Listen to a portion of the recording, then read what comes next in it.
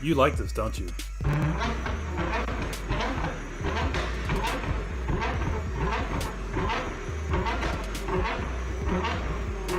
But you're afraid something will blow up?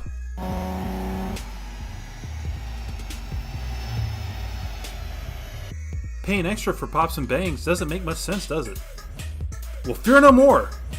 This is Josh from AlphaX. Today, we are explaining what are pops and bangs and why AlphaSpeed doesn't charge extra for them. Since we believe it's so easy, we'll even show you how we do it. All this and more in this episode of Simply Explained.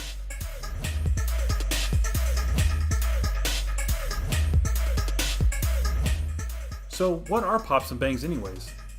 Well, we all know what happens inside the combustion chamber is an explosion that pushes your pistons down.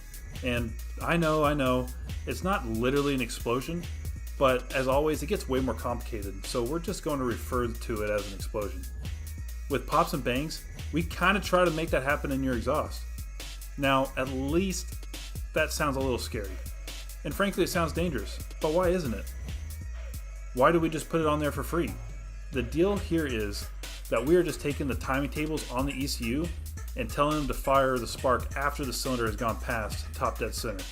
We might have a video on top dead center later, but there's plenty of content about that on YouTube.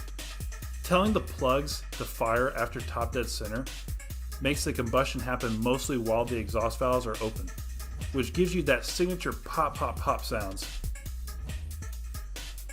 Now, we know that there's a lot of concern with delaying the ignition so much, since it normally creates an incredible amount of heat when done under normal operating conditions. But, and this is a big but, remember, this is done on coasting loads, and therefore, fuel and power demands. So what you hear as those thunderous pops are actually tiny combustions, way less stressful on your internal components than if it were to say at 20 psi.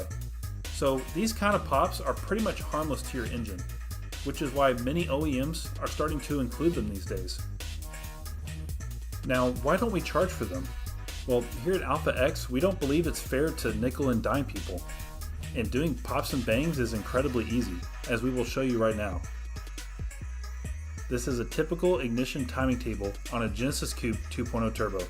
You can see every characteristic of a typical ignition timing table here, which isn't the focus of this video, but you see this row right here? Set to negative timing. That's all we have to do to enable pops and bangs on your vehicle, and pretty much any vehicle with electronic ignition timing control. Do you think it's fair to charge people $50 to $100 to change some values to negative on a timing table? We don't think so, and that's why we tell you exactly how we do it. Since there seems to be a lot of misconception about what pops and bangs are and why we do what we do. And as a small bonus, here's a few more examples of pops and bangs. This is a Genesis Coupe tune on Haltech. This is a Subaru BRZ. Here's a Mitsubishi Lancer. And here's a Scion TC for good measure. It's that easy on any car, so if you want them, just let us know at the time of tuning and we'll set you up. Hope this video helped clear some misinformation on pops and bangs. And as always, remember to like, share, subscribe, and if you want to see more videos like this one, let me know down in the comments below. Thanks for watching.